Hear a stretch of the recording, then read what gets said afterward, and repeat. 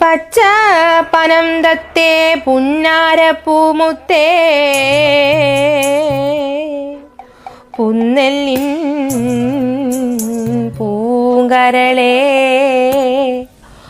ഉച്ചയ്ക്കു നീ എൻ്റെ കൊച്ചുവാഴത്തോപ്പിൽ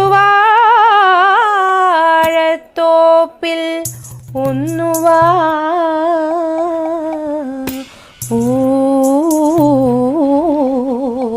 പൂങ്കരളേ ഉച്ചയ്ക്കു. നീ എന്തായിരുന്നു വായിക്കുന്നേ? ഇത് രാമായണം. നീ എന്തോത്തിനായിരുന്നു വായിക്കുന്നേ? നിങ്ങളുടെ ഫോണിനകത്ത് PDF കിടന്നു രാമായണത്തിന്റെ, അത് നോക്കി.